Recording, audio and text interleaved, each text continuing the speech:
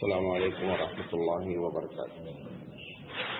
الحمد للہ رب العالمین والعاقبۃ للمتقین والصلاة والسلام علی رسولہ الکریم۔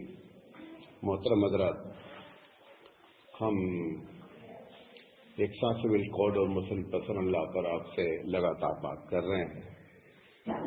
ہم نے پہلے دن آپ سے بتایا تھا کہ مسلم پسند لا کیا ہے۔ اس میں اگر مختصر بات یہ ہے کہ ہمارا یہ کہنا ہے بھارت کے سمویدھان سے بھی اور بھارت کی سرکار سے بھی کہ تین ایسے معاملات ہیں جس میں ہم اپنے قرآن اور حدیث پر عمل کرنا چاہتے ہیں، اس میں ہم کو انٹرفیئر نہ کیا جائے۔ ایک مسئلہ شادی اور اس سے ریلیٹڈ، دوسرا مسئلہ طلاق اور اس سے ریلیٹڈ، اور تیسرا مسئلہ جو ہے وہ وراثت اور اس سے متعلق جو بھی مسئلہ ہے، اسی تین کے قانون کی پابندی کا نام مسلم پرسنل لا ہے۔ یہ میں نے آپ کو پہلے حصے میں بات کی۔ دوسرے حصے میں نے بات کی کہ یہ یکساں سول کوڈ کیا ہے۔ اس کا خلاصہ یہ ہے کہ ہندوستان کے قانون میں ایک طریقے کا منافقانہ بات کہی گئی ہے۔ 395 دھارائیں ہندوستان کے قانون میں ہیں، جس میں سے دھارا سے مراد ایکٹ، دفعہ، پوائنٹ، جس میں سے دھارا نمبر 44 میں یہ بات کہی گئی ہے، جو کہ قانون نہیں ہے بلکہ ایک ریکویسٹ ہے یا یہ کہ اپیل ہے کہ بھارت کی سرکار جو بھی بنے، اس گورنمنٹ کو یہ چاہیے کہ پورے ہندوستان کے لوگوں کو ایک قانون کے تحت زندگی گزارنے کی کوشش کرائے۔ قانون نہیں بلکہ کیا ہے، کوشش کرائے۔ یہ دفعہ نمبر 44۔ دفعہ نمبر 25 جو کہ بنیادی قانون ہے، فنڈامنٹل رائٹس ہے، اس میں یہ لکھا ہوا ہے کہ ہندوستان کے تمام لوگوں کو یہ اختیار ہوگا کہ وہ اپنے مذہب پر جس طریقے سے چاہیں عمل کریں، سرکار جو ہے وہ کسی قسم کی مداخلت یا انٹرفیئر نہیں کرے گی، اور اگر وہ اپنے مذہب کی تبلیغ کرنا چاہتے ہیں تو ان کو اپنے مذہب کی تبلیغ کرنے کا اختیار ہے۔ شرط یہ ہے کہ آپ دوسرے کو تکلیف پہنچائے بغیر اپنے مذہب کی جیسے چاہے ویسے تبلیغ کریں۔ یہ ہے یکساں سول کوڈ کہ ایک قانون ہونا چاہیے، جبکہ اس سمویدھان میں، اس کانسٹیٹیوشن میں یہ دونوں قانون لکھا ہوا ہے۔ کل ہم نے اس پر بات کی کہ یکساں سول کوڈ کیا ہے، یعنی پورے لوگوں کو ایک طریقے سے، ایک جملہ بہت اچھا ہے کہ سارے لوگ ایک قانون کے تحت رہیں، پورا بھارت ایک جڑا رہے۔ تو یہ جب باتیں ہوتی ہیں لفظی لحاظ سے تو وہ اپنے دلائل اس طریقے سے دیتے ہیں۔ اب یہ جو یکساں سول کوڈ ہے، ہم آپ تین باتیں کریں گے آپ سے۔ سب سے پہلی بات یہ ہے کہ ایسا سرکار کیوں چاہتی ہے؟ حقیقت میں اس کے دل میں یہ بات ہے کہ اگر سارے لوگ اکٹھا ہو جائیں گے، سارے لوگ ایک قانون کے ماتحت ہو جائیں گے تو ساری پرابلمس اپنے آپ کیا ہو جائے گی، حل ہو جائے گی۔ یا یہ کہ اس کے پیچھے کوئی دوسرا راز ہے؟ کیا ہے اس کے پیچھے چھپی ہوئی بات؟ حقیقت میں کیا ہے کہ یہ جتنا بھی پرانا علاقہ بھارت کا ہے، ہزاروں سال، یہاں پہ دو طریقے کے لوگ آئے بھارت میں۔ غور سے سنیے گا بات۔ کچھ لوگ وہ آئے کہ جو آ کر کے بھارت کے کلچر اور سبھیتا اور ان کی تہذیب میں مکس اپ ہو گئے۔ کچھ وہ لوگ آئے کہ جو آئے اور ان کی سبھیتا پر اپنے اثرات چھوڑے۔ جن لوگوں نے اپنے اثرات چھوڑے اس میں سے مسلمان بھی ہیں، مسلمان بھی ہیں۔ مسلمان آئے اور آنے کے بعد ان کے اوپر اتنے اثرات چھوڑے کہ ایک بڑی تعداد ان کی اپنے مذہب سے بیزار ہو کر کے اسلام کی طرف کنورٹ ہو گئی۔ جتنے مسلمان ہیں آج ہندوستان میں نظر آ رہے ہیں، 20 کروڑ ہوں یا 25 کروڑ ہوں، یہ ایک حقیقت ہے کہ ہم نے حق کو جان کر، ہمارے باپ دادا جو بھی رہے ہوگا انہوں نے حق کو قبول کیا، اسلام کو نہیں، حق کو قبول کیا، اور حق کا نام ہی کیا ہے؟ اسلام ہے۔ تو یہ جو دوسرا طبقہ آیا اور اپنے اثرات ان پر ڈالا، یہ نہیں ڈال سکے، یہ اس دن سے ان کے اندر اس بات کی تکلیف ہے کہ ان لوگوں نے آ کر کے اتنا بڑا ہمارے معاملے کو ختم کیا۔ اس کے بعد سے جب جب ان کی جو تحریکیں ہوتی ہیں، جو اصل کھاٹی قسم کے جو ہندوتو کہلاتے ہیں، وہ ہمیشہ اس کی کوشش کرتے رہتے ہیں۔ کوشش دو طریقے کی کرتے ہیں، ایک کوشش پازیٹو کرتے ہیں، مثبت انداز میں کرتے ہیں، اور ایک کوشش زبردستی والی بھی کرتے ہیں۔ پازیٹو انداز میں کوششیں اگر آپ ان کی تقریر سنیں تو جملے میں بول رہا ہوں، دیکھیں جب کبھی آپ ان کی مکس گیدرنگ میں اکٹھا ہوں گے تو کہتے ہیں دیکھو بھائی سب کے طریقے الگ الگ ہیں لیکن جانا سب کو ایک ہی جگہ ہے۔ ایک بڑا کامن جملہ ہے، بھائی جان 4 ٹرینیں الگ الگ روٹ پر جا رہی ہیں، ایک جگہ نہیں پہنچیں گی، یہ غلط فہمی کا جملہ ہے۔ آپ بنگلور کی ٹرین میں بیٹھے ہیں نہیں صاحب، ہم بھی بمبئی پہنچیں گے، ایک آدمی گوا کی ٹرین پہ بیٹھا نہیں صاحب ہم بھی بمبئی پہنچیں گے، ایسا نہیں ہوگا۔ اگر ٹرینیں الگ الگ ہوں گی تو ٹرینوں کا آخری اسٹیشن بھی کیا ہوگا؟ الگ الگ ہوگا۔ کہتے بھائی ٹھیک ہے سارے طریقے الگ الگ ہیں لیکن سب کا ایک مقصد ہے، قطعی مقصد نہیں ہوتا الگ، جب طریقہ الگ ہو جائے گا تو مقصد بھی کیا ہو جائے گا؟ الگ ہو جائے گا۔ ایک جملہ یہ بولتے ہیں۔ دوسرا جملہ بولتے ہیں کہ ایشور اللہ تیرا نام۔ ہمارے پاس جو اللہ کا کانسیپٹ ہے وہ دنیا کے کسی بھی ورڈ میں وہ تصور نہیں پایا جاتا۔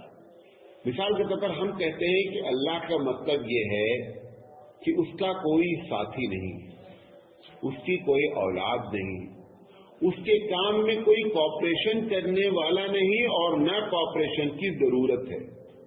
اس کی جو کوالٹیز ہیں، اس کی جو صفتیں ہیں، اس کی طرح کسی کے اندر صفت نہیں۔ یہ ساری باتیں ہم اللہ کے اندر بیک وقت مانتے ہیں۔ اس میں نہ ایشور میں یہ مانا پایا جاتا ہے، نہ گاڈ میں مانا پایا جاتا ہے، نہ بھگوان میں یہ مانا پایا جاتا ہے۔ یہی وجہ ہے کہ وہ اس سارے لفظ رکھنے کے باوجود بھی سائیڈ بائی سائیڈ گاڈ بھی رکھا جاتا ہے۔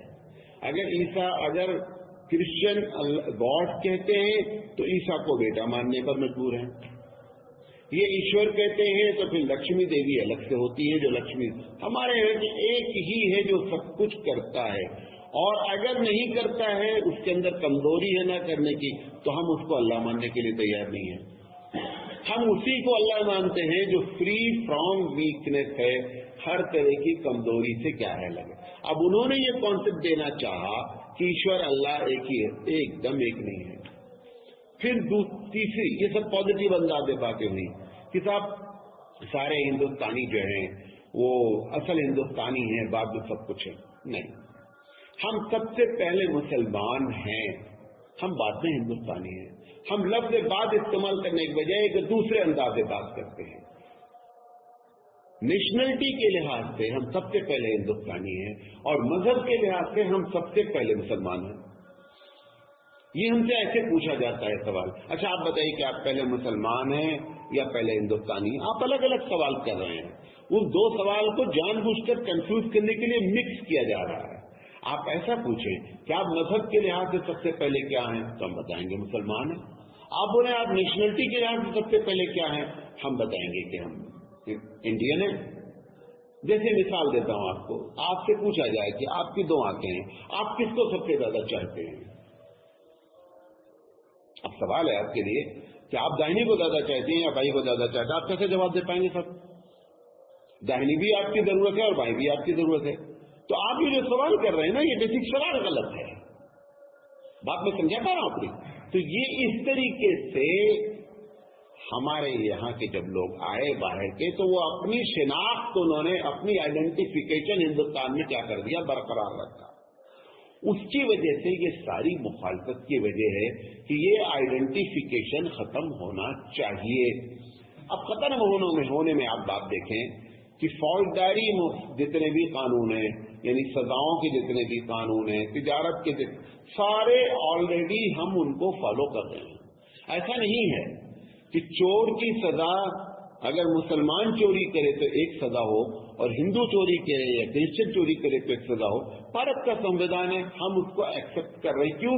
کیونکہ ہماری مجبوری، ہم دل سے نہیں مانتے، ہم دل سے تو اسی قانون کو مانتے ہیں جو اللہ نے کہا ہے، لیکن چونکہ دونوں پارٹی چور میں مسلمان ہونا ضروری نہیں ہو سکتا، جس کے گھر میں چوری کی گئی وہ کرسچن ہو اور چوری کرنے والا مسلمان ہو، اور ایسا بھی ہے کہ جس کے گھر میں چوری کی گئی وہ مسلمان ہو اور چوری کرنے والا کرسچن ہو۔ لہٰذا ہم نے اس کو کمپرمائز کر لیا۔ بات سمجھ رہے؟ ہم دل سے، اور یہ بھی آج آپ کو بتا دے گا، آپ کو کبھی دل سے مطمئن بھی نہیں ہونا ہے کہ یہ جو کچھ بھی قانون ہے قرآن کے خلاف ہے، چور کی سزا، زنا کی سزا، ہم کمپرمائز کر رہے ہیں۔ اچھا، اب جہاں پر کمپرمائز کی کوئی ضرورت نہیں ہے وہ 3 جگہ ہے: طلاق کا مسئلہ، نکاح کا مسئلہ اور وراثت کا مسئلہ۔ مجھے کیوں کمپرمائز کرایا جا رہا ہے؟ ہم نے اگر آپ کے اس قانون کو قبول کر لیا ہے تو آپ یہ نہیں سمجھیں کہ ہم ساروں کو قبول کر لیں گے۔ آپ کو یہ سمجھنا چاہیے ہماری بات کہ یہ ایمان رکھتے ہیں کسی چیز پر، ان کے پاس ایک مستند کتاب ہے، یہ کوئی ایسے چھٹو سان نہیں ہے کہ جو چاہے عمل کر لے، ایسا نہیں ہمارا معاملہ۔ ہم نعت میں بندھے ہوئے ہیں، اسلامی نعت ہم کو لگی ہوئی ہے، ہم ایک کھوٹے سے بندھے ہوئے ہیں، اس کھوٹے کو الگ ہم نہیں جا سکتے۔ تو یہ جو بات کہی جا رہی ہے پہلی کہ صاحب یہ جو ہے مطلب اگر تم 97% پر عمل کرتے ہو تو 3% اور عمل کر لو، تو ہم 97% پر بھی عمل کرنے کی بنیادی وجہ ہم کمپرمائز کر رہے ہیں۔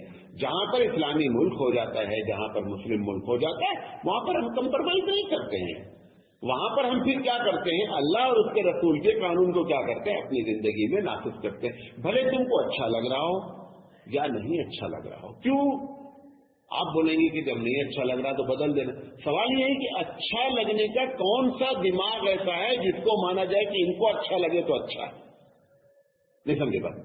ہر آدمی کا آئی کیو جو ہے وہ ڈفرینس ہے، ہر آدمی کا سوچنے کا انداز الگ ہے۔ ایک چیز ہم کو بہت اچھی لگتی ہے، آپ کو کہتے ہیں یار بیکار ہے۔ بھی کرناٹک کے لوگ ہیں، ان کو ناشتے میں آپ اڈلی دے دیں، چٹنی دے دیں تو بہت اچھی ہے۔ لکھنؤ والوں کو اڈلی چٹنی دے دو گے کوئی ناشتہ ہی ہے۔ تو یہ تو الگ الگ ویو ہے اپنا، تو یہ کیسی چیز اکٹھا ہو سکتی ہے؟ لہٰذا اس بنیاد پر آپ یہ کہیں بھی کہ اچھا ہے، اچھائی اور برائی کی پریبھاشا، اچھائی اور برائی کی ڈیفینیشن انسانی عقلیں نہیں کر سکتی۔ بہت بڑا جو ہے وہ کیا کہتے ہیں، ہندوستان کا ایک آدمی گزرا، اس کا نام آچاریہ رجنیش ہے، 1992 میں پونا میں اس کا انتقال ہوا۔ وہ کہتا ہے کہ تمہارے یہاں بے مطلب پوری دنیا والوں نے کہہ رکھا ہے بہن سے شادی نہیں ہو سکتی، بہن بھی تو عورت ہے، ماں سے شادی نہیں ہو سکتی، کیا تم نے چکر چلا رکھا ہے؟ بہن سے شادی کر لو چاہے ماں سے کر لو۔ اس کی سمجھ سے سب سے اچھی بات یہ ہے، اب بتائیے آپ، اس کی جو بات عقل والی ہے، بہت بڑا فلسفی ہے، کروڑوں لوگ اس کے ماننے والے ہیں۔ دوسری طرف ایک بہت بڑا شاعر ہندی کوی ہے کبیر داس، وہ کہتا ہے یہ کیا چکر ہے کہ تم خالہ داد بہن سے شادی کر لیتے ہو؟ خالہ داد بہن تو تمہاری بہن ہے یار، اسی کی شادی کرتے ہو۔ اب پتہ چلا ہم اگر کبیر کی بات مانے تو خالہ داد بہن سے شادی نہ کریں، آپ کہہ رہے ہیں رجنیش کی بات مانے تو اپنی سگی بہن سے شادی کر لیں۔ ان باتوں کو بتانے کے لیے حبیب آتا ہے، ان باتوں کو بتانے کے لیے رسول آتے ہیں، کیوں انہیں معلوم ہے اللہ کو اس بات کو کہ یہ انسانی عقلیں فیصلہ نہیں کر سکتی، لہذا ان کو بتاؤ، اور جس چیز میں آپ فیصلہ کر لیتے ہیں اس میں شریعت خاموش رہتی ہے۔ مثال کے طور ہوائی جہاز کیسے اڑایا جائے قرآن حدیث میں نہیں لکھا جاتا۔ کیوں نہیں لکھا جاتا؟ اسے معلوم ہے کہ تمہاری عقلیں فیصلہ کر لیں گے، اور اگر غلط فیصلہ کرو گے ایک مرتبہ نیچے آ جاؤ گے تو سمجھ میں آ جائے گا غلطی کیا ہو رہی ہے۔ بات سمجھی بھائی؟ تو اس لیے انسانی عقلوں پر تو سب سے پہلی وجہ ایک ساتھ سول کوڈ نافذ کرنے کی کوئی ان کو دلچسپی اس بات سے نہیں ہے کہ اس سے کوئی بڑا مسئلہ حل ہو، اس سے ان کے اندر کی وہ جو بات ہے جو ہزاروں سال پرانی ہے وہ اس کا ریونج ہے، وہ اس کا ایک بدلہ ہے۔ نمبر 2، یہ جو جب یہاں سے لوگ جاتے ہیں یورپ جاتے ہیں اور یورپ کا کلچر ہمارے ہندوستان میں آتا ہے، ملک سے آ چکا ہے، تو وہاں پہ جب جاتے ہیں نا تو دیکھتے ہیں کہ یار یہاں پہ تو کوئی پابندی نہیں ہے، تم کسی لڑکی کے ساتھ دینا کرو، کسی لڑکی کے ساتھ رہو، ہوٹل میں جو 5 اسٹار ہوٹل بڑے بڑے ہوٹل جو پارٹی ہوتی ہے تو ایک بیچ میں ٹوکری رکھ دی جاتی ہے، सब में नहीं, एक पार्टी ऐसी भी होती है इसमें टोकरी रख दी जाती है। आप आए, आपने अपनी कार की चाबी उसमें डाल दी, ये आए इन्होंने अपने कार की चाबी डाल दी, ऐसे 50 चाबी आई हुई है। मैं अपनी बीवी के साथ आया हुआ हूँ। अब आज ये तय कर लिया गया है कि बीवी कार की चाबी उठाएगी, जिसकी कार की चाबी उठाएगी वो उसी की गाड़ी भी बन जाएगी, ये उसी के साथ रहेगी। बीवी हमारी है लेकिन चाबी इसने आज आपकी कार क्यों उठा लिया, आज आपकी बीवी रहेगी। ये सब वहां पे जो अय्याशी, वहां पर आजाद और हमाम में एक साथ नंगे होने का जो कल्चर है, वो चाहते हैं कि यहाँ पर भी वैसा ही एक साथ सिविल कोड लागू हो जाए ताकि हमारे ऊपर जो पाबंदियां हैं वो पाबंदियां क्या हो जाएं, खत्म हो जाए। अच्छा, हमारा ये कहना है कि तुम करना चाहो करो, आप हमारे मजहब को छेड़कर ऐसा क्यों करना चाहते हैं? हम कहाँ तुमसे कह रहे हैं कि तुम दूसरे की बीवी के साथ देना नहीं करो, जाओ बेवकूफ करो। हमको मजबूर क्यों किया जा रहा है कि आप भी ऐसा ही करें? क्यों किया जाता है? ताकि एक आदमी चांद देख रहा था, उसके एक आंख थी और एक आंख कमजोर थी, चांद देख रहा था, कह रहा वो चांद निकला हुआ है। पूरे गांव वाले देख रहे चांद नजर नहीं आ रहा। उसने कहा कि जिनकी एक आंख होती वही देख पाएंगे। एक साहब ने और अपनी आंख फोड़ ली, दूध डाल लिया उन्होंने, एक दूध आता तो डाल लिया, अब चांद तो था ही नहीं, अब इसकी आंख की रोशनी भी खत्म हो गई। कहने गया कहा नजर आता, बेवकूफ आदमी, तुमको सब लोग अंधा हमको बोलते थे ना, तुमको बोलेंगे। अगर ये पूरे गांव के लोग 10-20 हो जाएंगे तो अंधा तुमको बोलना बंद कर देंगे, तो तुम बोलो चांद नजर आ रहा है। उसने कहा था चांद नजर आ रहा है। ऐसे गांव के 25 लोगों ने वो दूध डालकर अपनी आंख बर्बाद कर लिया। तो मकसद क्या था कि हमको अंधा बोलना बंद कर दिया जाए। हम जो गलती कर रहे हैं वो अगर तुम अच्छे रहोगे, हम गलत करेंगे तो तुम उंगली उठाओगे ना, तुम भी हमारे तरह हो जाओ, लिहाजा हमारे ऊपर कोई उंगली उठाने वाला नहीं रहा। बात समझे मेरी? ये दूसरी वजह है। तीसरी वजह ही असल बुनियादी वजह है जिस पर बड़े बड़े लॉयर, बड़े बड़े जज और बड़े जीनियस किस्म के लोग बात करते हैं। उनका कहना है कि common civil code for the sake of common code, ये जुमला बोलते हैं। कहते हैं कि कॉमन सिविल कोड अगर लग जाए, सारे भारत के लोग एक कानून के तहत आ जाएंगे तो इनके मिजाज में एक बराबरी पैदा हो जाएगी। ये जो हिंदू मुस्लिम राइट होते हैं ये खत्म हो जाएंगे और सब भाईचारगी की तरह रहेंगे। देखने में बहुत अच्छी बात है। अच्छा, ये जुमला उससे भी प्यारा है कि सारे लोग अगर एक कानून के तहत आ जाएं, एक देश के रहने वाले हैं। ये क्या बात है कि देश एक हो, कानून अलग हो? तो ऐसी बातें कहकर लोगों को, इसका मैं जवाब देता हूं, आपको 3-4 जवाब देता हूं। हिंदुस्तान में अंग्रेजों के आने से पहले यहां पर किसकी हुकूमत थी? मुगलों की हुकूमत थी। आप बाबर से लेकर के बहादुर शाह जफर तक बताइए कि यकसा सिविल कोड नहीं था। हिंदू अपने कानून पर अमल कर रहा था, पर्सन अल्लाह पे, क्रिश्चियन अपने पर। कितने यहां पर हिंदू मुस्लिम राइट हुए हैं? भाई, अगर ये वजह है कि सबका अगर लॉ पर्सनल लॉ अलग होगा तो उसकी वजह से ज्यादा इंतशार होता है, तो आखिर बाबर से लेकर बहादुर शाह जफर तक कितनी लड़ाइयां हुई वो आप बताइए। हुई क्यों लड़ाई अंग्रेजों के जमाने में? बाकायदा जनरल पोप, बहुत मशहूर इनका आदमी है, उसने अपने लोगों को खत लिखा 1983 या समथिंग में, कि वो बाकायदा पेपर में आया। उसने कहा कि भारत पर अगर हुकूमत करनी है तो डिवाइड एंड रूल, जो आप वर्ड सुनते हैं, ये जनरल पोप का सेंटेंस है। उसने ये कहा कि इसको तकसीम किए बगैर, हिंदू मुस्लिम बांटे बगैर आप इस देश पर राज नहीं कर सकते हैं। तो उन्होंने लड़ाई कराई। आप कह रहे हैं कि कानून एक हो जाएगा तो लड़ाई बंद हो जाएगी, जब कानून अलग था बाबर से लेकर बहादुर शाह जफर तक, क्या उससे पहले हर आदमी अपने अपने मजहब पर अमल करता, कोई लड़ाई नहीं हुई। दादा, ये आपका जो जवाब देना है कि अगर इकट्ठा हो जाएंगे तो लड़ाई हो जाएगी, लड़ाई बंद हो जाएगी, तो जब इकट्ठा नहीं थे कानून के तहत तो भी लड़ाई नहीं हो रही थी। अच्छा, मैं आपको बता दूं, जो जहां पे सारे के कानून इकट्ठा लड़ाई हुई, हिंदुस्तान की बहुत बड़ी लड़ाई हुई जिसको महाभारत कहते हैं, गीता जिसकी किताब है, जैसे पूरा इसका बहुत तफसील से जो है वो कृष्ण जी ने जो है वो इसका किया है। हुई है नहीं हुई एक अलग मसला है। उसमें से एक पार्टी कौरव है और एक पार्टी पांडव है। पांडव 5 भाई हैं, कौरव 100 भाई हैं। दोनों का मजहब एक है, इतनी बड़ी लड़ाई हो गई। अगर यक्सा सिविल कोड की बुनियाद पर लड़ाई नहीं होगी, ये सारे लोगों का कानून एक हो जाएगा, तो भाईचारी जो है कितनी बड़ी लिस्ट में हजारों लोग मार दिए गए। अच्छा, उससे भी आसान आप अपने घर में देख लीजिए, हमारी बीवी का भी कानून एक, हमारा भी कानून एक, उसके बावजूद लड़ाई होती नहीं होती। भाई अगर ये बुनियाद है कि सब एक कानून के तहत हो जाएंगे तो लड़ाइयां बंद हो जाएंगी। मियां बीवी का एक ही कानून होता है, एक्स्ट्रा सिविल कोड के तहत दोनों रहते हैं, उसके बावजूद क्या होती रहती, लड़ाई होती है। फर्स्ट वर्ल्ड वॉर जिन लोगों के दरमियान में हुई है उन दोनों का भी एक्स्ट्रा सिविल कोड है, उसके बावजूद लाखों लोग क्या है मार दिए गए। तो ये जो जुमला आप कह रहे हैं कि अगर एक्स्ट्रा सिविल कोड हो जाएगा तो भाईचारगी पैदा हो जाएगी, हम दोनों की मिसाल मैंने दिया कि जब नहीं था तब भाईचारगी थी, और जहां पर था वहां उसके बावजूद भी वहां पर क्या हो गई, लड़ाई हो गई। लिहाजा ये पब्लिक को बेवकूफ बनाने का एक तरीका है। ये बात एक बात।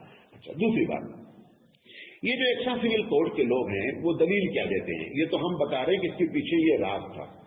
इन्होंने क्या किया हिंदुस्तान में, 1954 की बात है कि जानबूझ करके ये किया गया कि हिंदू का लॉ अलग था, मुसलमान का लॉ अलग था, किन चीजों में पर्सनल लॉ। तो इन्होंने 1954 में क्या किया कि एक मैरिज एक्ट लेकर के आए। उस मैरिज एक्ट में क्या किया गया कि हिंदुओं को इनका लॉ मैरिज एक्ट का खत्म करके उनको पाबंद कर दिया गया कि आप इसी हिंदुस्तानी कानून के तहत रहें। जब इस पर बात उठाई गई तो अंदर अंदर ये बात बताई गई कि आज हिंदू लॉ को खत्म करो ताकि कल मुस्लिम पर्सनल लॉ को भी खत्म करने के लिए हमारे पास बात मौजूद रहे कि हमने अगर उसको भी खत्म किया है और 80% लोग अगर अपने लॉ को छोड़ करके 1954 मैरिज एक्ट के तहत आ सकते हैं, तो आप लोग अपने लॉ को छोड़ करके 20% लोग क्यों नहीं आ सकते। ये उनकी पहली दलील। हम बहुत मुख्तसर सा जवाब देते हैं।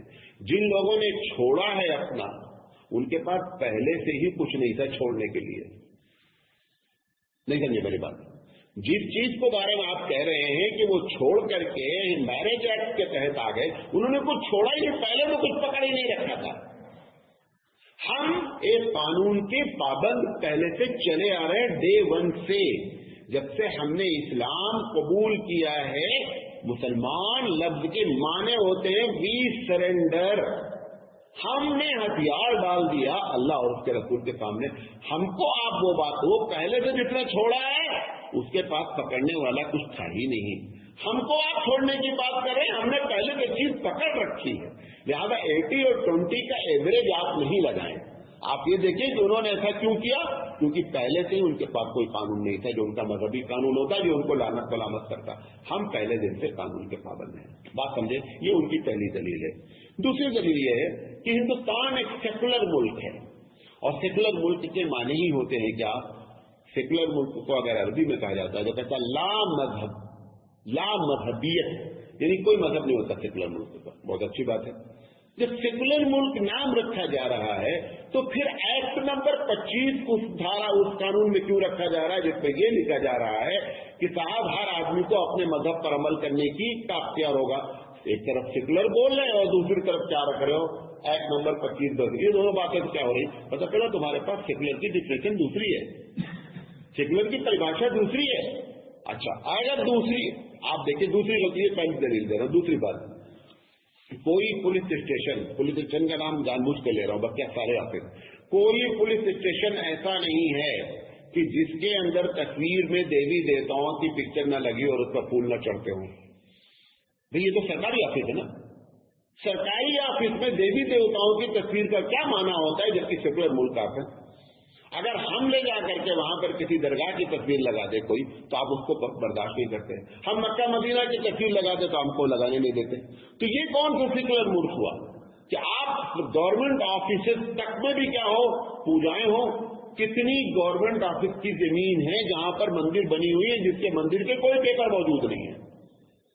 गवर्नमेंट ने अलॉट किया जमीन किसके लिए, पुलिस स्टेशन के लिए। उसमें ये तो नहीं लिखा कि मंदिर बनेगी, मंदिर बनी है कि नहीं बनी है, एक दो जगह बनी है, हजारों बनी हुई है। तो सेकुलर के माना तो तुमने अपने तौर पर वैसे ही खत्म कर रखा है। हमारा मामला आता है तो सेकुलर का आप जो है वो पहाड़ा पढ़ना शुरू कर देते हैं, और जब आप देखा जाता है हकीकत तो सेकुलर से कोई ताल्लुक नहीं। तो अगर सेकुलर ही करना था तो धारा नंबर 25, एक्ट नंबर 25 को रखने की कोई जरूरत नहीं थी। दुनिया का सबसे बड़ा सेकुलर का हामी यूएनओ है। कौन है? अक़वाम मुत्तहिदा सबसे बड़ा हामी है सेकुलर का। उसके कानून में लिखा हुआ है कि अगर यूएनओ का कोई भी मुल्क मेंबर बनना चाहता है तो लाजिम है कि वो अपने मुल्क के लोगों को ये अख्तियार दे कि आपको अपने मजहब पर अमल करने की पूरी पाबंदी होगी, तभी आप हमारे मेंबर बन सकते, वरना नहीं बन सकते। तो पता चला सेकुलर का तारीख तो उन्होंने भी गलत कर रखी है, वो भी सब। और उसी बुनियाद पर आपने एक्ट नंबर 25 बना रखा है, क्योंकि आपको जो है यूएनओ का मेंबर बनना है। लिहाजा ये दूसरी बात, सेकुलर मुल्क का जो नारा लगाया जा रहा है इसकी कोई हकीकत नहीं है।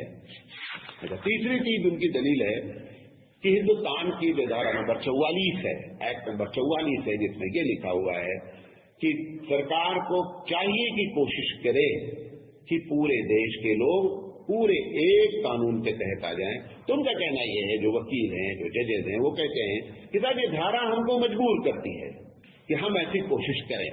ठीक है, धारा मजबूर करती है, आप कोशिश करें। तो धारा मजबूर, 25 धारा में तो मजबूर करती कि कोशिश न करें।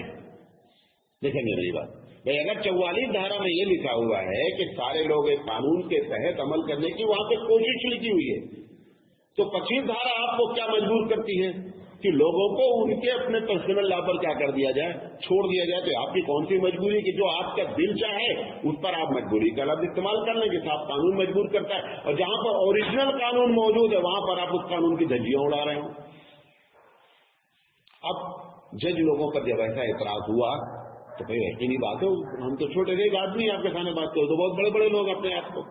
उन्होंने कहा था निकाह का ताल्लुक जो है ना वो मजहब से है ही नहीं, इसलिए हम कह रहे हैं कि सारे लोग एक एक्ट के तहत आ जाएं।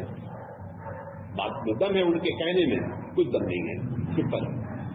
आज भी दुनिया की जितनी शादियां जिस मजहब में होती है, कराने वाला मजहबी आदमी होता है। नहीं समझे मेरी बात? एक निकाह होता है तो आप किसको पकड़ते हैं? एक जा करके साइंटिस्ट को लेकर के आते हैं, आ जाइए हमारा निकाह पढ़ दीजिए, या एक आलिम को लेकर आते हैं जो कुरान हदीस जानता है, लेकर किसको आते हैं आप? अच्छा, एक हिंदू पढ़ाता है निकाह, वो किसी साइंटिस्ट को लेकर आता है कि पंडित को लेकर आता है? एक क्रिश्चियन निकाह पढ़ाता है तो वो अपने फादर को लेकर आता है, या एक साइंटिस्ट और एक ऑफिसर को लेकर आता है? तो जिसको तुम कह रहे हो कि इसका ताल्लुक मजहब से नहीं है, ये तो पूरा मजहब के सिस्टम से सारी शादियां हो रही, हर एक मजहब में, हमारे ही नहीं सब मजहब में। आप कैसे कह सकते हैं कि साहब शादी जो है वो मेरे चूंकि मजहब से ताल्लुक नहीं है लिहाजा ये कॉमन सिविल कोड में लाई जा सकती? शादी का टोटल ताल्लुक है, और हमारा तो तुम्हारा हो नहीं हो जो हम मान लेते। हमारे तो कुरान में इसका जिक्र है कि शादी की बुनियादी वजह क्या है, शादी का मकसद क्या है, तलाक कैसे दिया, ये तो कुरान में लिखा हुआ है। तो तुम्हारे नजदीक अगर ना भी मजहब, हमारे नजदीक ये टोटल 100% क्या है, मजहबी मामला, आप इसको इंटरफेयर नहीं कर सकते हैं। अच्छा, आखिरी बात कहकर मैं अपनी बात खत्म करूं। उनका आखिरी दलील ये है कि साहब अब मजहब बहुत बैकडेटेड हो चुका है, मजहब का टाइम क्या हो गया है, एक्सपायर हो गया, कोई भी मजहब हो, लिहाजा मजहब की बुनियाद पर कानून नहीं बनना चाहिए। ये उनकी बड़ी दलील है। ये उन लोगों के लिए तो उनकी दलील बहुत माकूल है जिनके पास हकीकत में पहले से ही कानून नहीं, तो एक्सपायर कैसे होगा भाई? एक्सपायर वो चीज होगी जो पहले से कोई चीज मौजूद हो ना। दे समझे मेरी बात? एक चीज पहले से मौजूद होगी तो क्या होगी? एक्सपायर होगी। अब तुम जिसको कह रहे हो कि क्रिश्चियनिटी का मजहब एक्सपायर हो गया, हिंदुइज्म का मजहब एक्सपायर हो गया, लिहाजा इस्लाम भी एक्सपायर होगा। हमारा कहना है कि वहां पर पहले से ही कानून नहीं मौजूद है, लिहाजा एक्सपायर होने की कोई सवाल ही नहीं। एक्सपायर वहां होता है जो कोई चीज पहले से मौजूद हो। हमारा पहले से मौजूद है, और ये आप बात बताइए कि आपको एक्सपायर कहने की वजह क्या है कि ये कानून का वक्त खत्म हो गया? क्यों? क्योंकि गौर से सुनेंगे इस बात को, क्योंकि हमारे लोग इसमें कंफ्यूज हैं। जो चीजें हमारे नजदीक फर्ज हैं और जो चीजें हमारे नजदीक हराम हैं, वो कभी भी अपने माहौल से इफेक्टेड नहीं होती, मुतासिर नहीं होती। कौन सी चीजें? दो चीजें, जो चीजें फर्ज हैं और जो चीजें हराम हैं। मिसाल के तौर पर नमाज में सजदा फर्ज है, आप नहीं कह सकते साहब जब एक्सपायर हो गया लोग सजदा करना भूल गए, सजदा कैसे होता है? قیامت تک یہ نہیں ہو پائے گا کہ لوگ صاحب اب ایسا پیدا ہو رہے ہیں کہ ان کی کمر جھکتی نہیں، زیادہ وہ سجدہ نہیں کر سکتے، نہیں کہہ سکتا۔ اگر اس نے کہا ہے کہ سور کا گوشت حرام ہے تو کبھی ایسا نہیں ہوگا کہ سارے گوشت ختم ہو گئے، اب صرف سور موجود ہے لہذا آپ کا مذہب ایکسپائر ہو گیا، سور کھائے بغیر چارہ نہیں، ایسا کبھی نہیں ہوگا۔ لہذا ہم ایکسپائر کی بات کیوں تسلیم کریں؟ ہمارے پاس تو جو قانون ہے، جو حرام ہے، جو حلال ہے، وہ آلریڈی قیامت تک کے لیے اللہ نے ڈیٹ دیکھ کر رکھا ہے، اس میں کوئی چینجنگ آنے کی ضرورت نہیں ہے۔ آپ کا مذہب ایکسپائر ہوا ہے اور ایکسپائر ہوا ہی نہیں آپ کا بھی، کیونکہ آپ کے پاس پہلے تو کوئی چیز موجود نہیں، لہٰذا آپ اس کو بے مطلب ایکسپائر کا لفظ استعمال کر رہے ہیں۔ آپ ہمارے لیے اس پر قیاس کر کے جو بات کہیں یہ ٹوٹل غلط بات ہے، ہم اس کو قطعی قبول کرنے کے لیے تیار نہیں ہیں۔ بات سمجھے، ہماری مخالفت کی بنیادی وجہ یہ ہے کہ ان تین میٹر میں، کس میں؟ نکاح میں، طلاق میں، وراثت میں، ہمارے پاس چھوٹی چھوٹی چیز بھی ذکر ہے۔ کوئی چیز کے لیے ہم محتاج نہیں ہیں کہ مولانا صاحب بتائیں تبھی جانیں، قرآن حدیث میں وہ ساری چیزیں لکھی ہوئی ہیں۔ لہذا اس بات کو ہمارے قبول نہ قبول کرنے کی بنیادی وجہ یہ جانا جائے، یہ نہیں جانا جائے کہ ہم بھارت سے دشمنی رکھتے ہیں، ہم بھارت کے قانون کا احترام، ہم بھارت کے قانون کا احترام نہیں کرتے تو 97 کا بھی احترام نہیں کرتے، 97% کا ہم احترام کر رہے ہیں۔ ان تین میں اگر ہم کر لیں گے تو ہم آپ سے ریکویسٹ بھی کرتے ہیں اور بتانا بھی چاہتے ہیں، ریکویسٹ یہ کرتے ہیں کہ ہم کو ایسا نہ مجبور کر دیں کہ ہم اپنا ایمان کھو بیٹھیں، ہم کو ایسا نہ مجبور کر دیں کہ ہم پریشان ہو کر کے کچھ دوسری حرکت شروع کر دیں، کیونکہ ان تینوں کا تعلق قرآن حدیث اور ہمارے حبیب مصطفیٰ کے بتائے ہوئے قانون سے ہے۔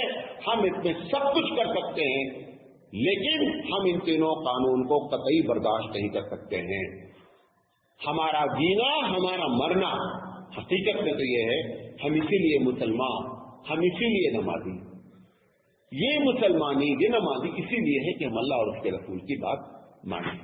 لہذا ہماری مخالفت کی وجہ یہ ہے اس سول کوڈ کی کہ یہ ڈائریکٹ کس سے ٹکرا رہا ہے؟ یہ ٹکرا رہا ہے قرآن اور حدیث۔ یہ جو میڈیا پیش کر رہی ہے کہ لا کمیشن نے جو ووٹنگ کرائی ہے اس میں بہت سارے مسلمان عورتیں کہہ رہی ہیں کہ سول کوڈ بہت اچھی چیز ہے، تو سب سے پہلی بات تو یہ ہے کہ اس کی حقیقت کیا ہے اور وہ کون عورتیں ہیں، یہ سب جو ہے وہ گمراہ کیا جا رہا ہے، نمبر ایک۔ نمبر دو، میں یہ کہنا چاہتا ہوں اپنی ان بہنوں سے جن کو اسلام کی باتیں پسند نہیں ہیں، تو کون ان کو ڈنڈا لے کر کے مار رہا ہے کہ آپ مسلمان بنی رہیے، چھوڑ دیجئے اسلام کو، آپ اس مذہب میں چلی جائیے جہاں پر ان چیزوں کی پابندی نہیں ہے۔